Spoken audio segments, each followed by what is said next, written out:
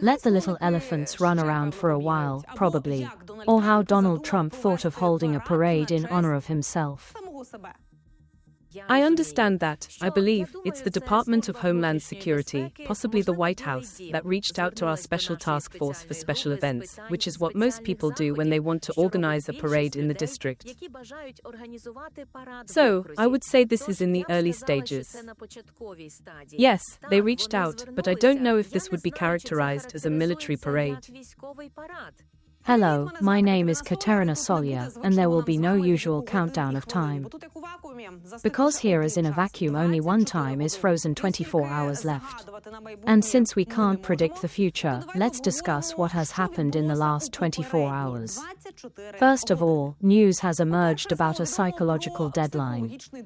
Remember, Donald Trump said he set a psychological deadline for Putin, by which he has to confirm whether he agrees to stop the war in Ukraine. That date is April 17th. Putin still has 9 days left during which he can strike Ukraine like a madman. We're not discussing tariffs with Russia since we're not trading with them because of the war. They are bombing a lot, and I don't like it. I don't know what's going on over there, but it's bad. So, we will meet with Russia and Ukraine. But I am very dissatisfied with the fact that they are bombing. It's now clear why strikes on Ukraine increased by 50%. Putin is rushing to complete tasks. Not that he plans to stop after the 17th, but he can legally strike until the 17th.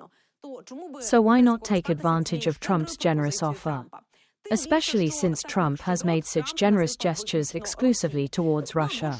Or, as the White House put it, Russia wasn't included in the list of tariffs imposed by the US because Washington is currently in talks with them. You could call this generous on Trump's part, especially considering that the stock markets in America have already lost $9.6 trillion since his inauguration. Yes, you heard that right, 9.6 trillion with 12 zeros. Of that, 5 trillion in just the last 2 days, since the tariffs were implemented. And, of course, one could pretend everything is going according to plan. But it's not. Just like Musk's attempt to show he can play the game. In Path of Exile too. But instead of a victory, he was defeated by the first boss. And quickly ended his stream.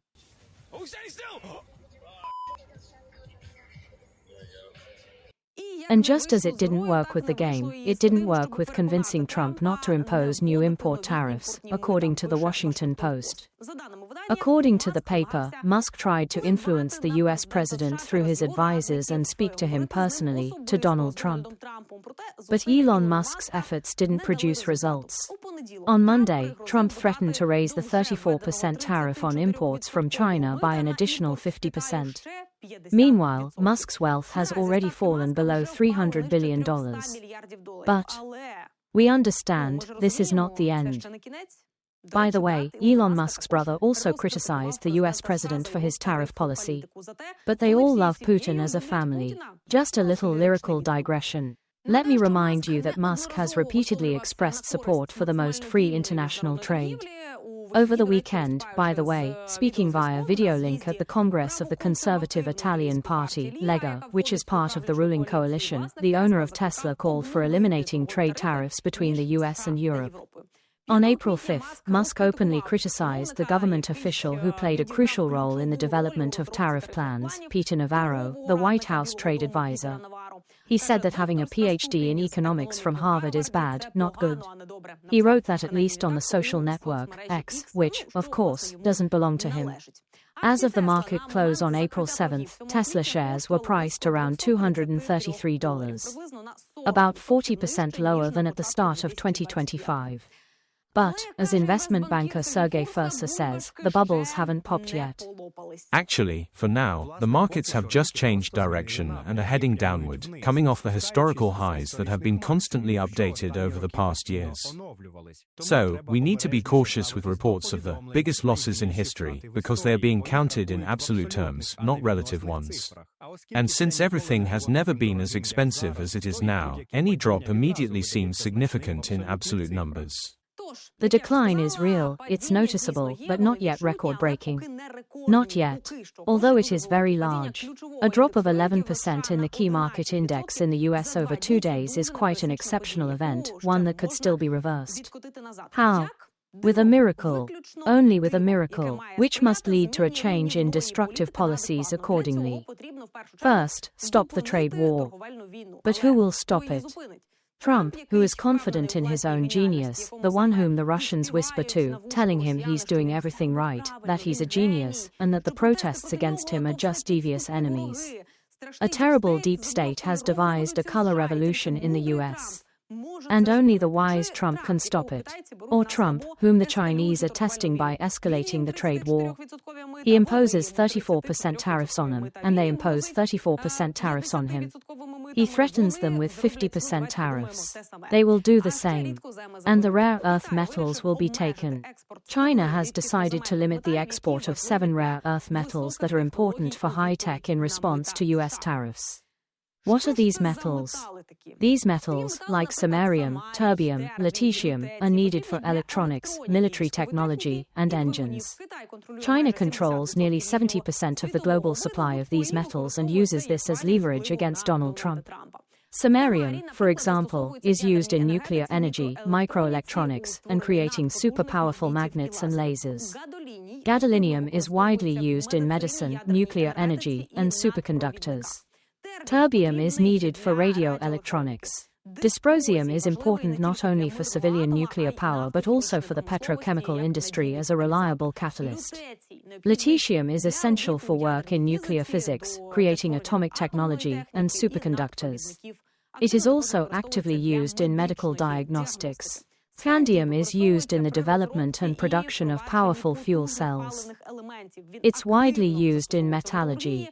Yttrium is needed for laser technology production and superconductors for medical diagnostics. And naturally, amid all of this ongoing situation, rumors are circulating that Donald Trump is on the brink of signing some kind of significant pact or agreement with China in the near future. After all, their manipulations are working. But against this backdrop, Germany is now also considering taking its gold back from the US vaults. This is reported by The Telegraph. Berlin has kept over 1,000 tons of gold in the Federal Reserve in New York for many years. It's the second largest gold reserve in the world, after the American one. And now, in the CDU party, which is expected to lead the next German government, they're saying they want to bring the gold back home. They're concerned that the US is no longer as reliable a partner as it once was.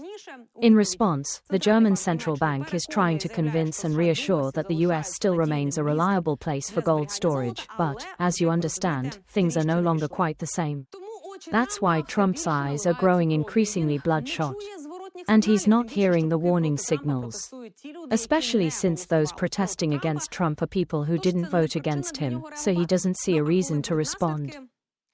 First of all, Trump is convinced that there will be no consequences, and secondly, it will be too late when all the MAGA voters, those who wanted to make America great again, just stand stunned at the economic consequences of his actions. Then it will be too late. The MAGA crowd will always believe in their Messiah and won't even think about the consequences. As Trump said, American jobs were taken away. So, the solution is to implement tougher immigration policies.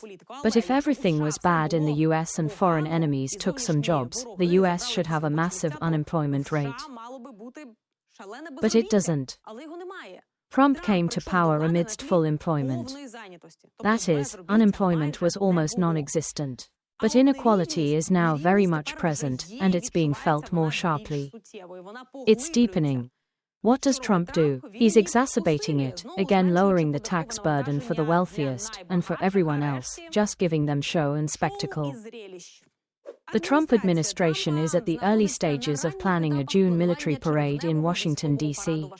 to celebrate Trump's birthday and the 250th anniversary of the Army.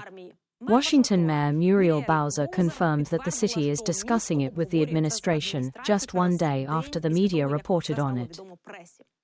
A representative from the Department of Defense told CNN that plans for a large celebration of the 250th anniversary of the Army in Trump's 79th birthday had been under consideration for about a year and began before the November elections. However, the idea of adding a parade to the celebration only emerged recently during discussions between the military and the White House, which, in recent weeks, has been at the forefront of efforts to organize and plan the event. Discussion of the parade is preliminary. We intend to organize celebrations on a national level to help develop pride in the American military and increase pride in America. Considering the significant date, 79 years for Trump and 250 years for the Army, officials have said that the Army is exploring options to make its annual celebration much larger. With more demonstrations of capabilities, static equipment displays, and greater interaction with the public. Of course, tanks could damage the streets of the District of Columbia, but one defense official emphasized that the Army is coordinating with civilian engineers to ensure that no roads will be damaged during the parade. The planning for this parade draws inspiration from Trump's first term, during which he initially hoped to organize a grand military-style parade. However, the plans were eventually cancelled after the city estimated that it would cost tens of millions of dollars to carry out. How much this parade will cost this time is unknown, but it's unlikely to stop Donald Trump. After all, in just 48 days of his presidency, Trump spent $18 million from the federal budget on golf, playing at Florida's courses. The U.S. president flies to Florida every weekend on his private plane, with a separate aircraft for the motorcade. The majority of the expenses are for the security of the golf courses. During his previous term, I would like to remind you, he spent a staggering $151,500,000 on golf-related expenses. And here's another point made by Arlington County Chair, Takis Karantonis, who mentioned that the county, which is home to the Pentagon, has a significant population of both active and retired military personnel living there. Currently, I'm unclear about the scale of the parade, but I hope the federal government remains sensitive to the pain and issues faced by many active duty service members and veterans who have lost or could lose their jobs due to recent federal decisions, as they consider how best to celebrate the Army's anniversary. And so, what could be wrong with a parade? Nothing. Pride in your country is always a beautiful thing. I will never forget the Mria flying over Kyiv and the feelings that overwhelmed everyone who saw it. The bone that the rich throw to the hungry. Of course, the best demonstration of the U.S. military capability is the assistance provided to Ukraine, the weapons sent to the battlefield. Punishing evil, not encouraging Putin to divide Ukraine. What did Donald Trump say? Before his first day in the White House, I will end the war in 24 hours. The countdown to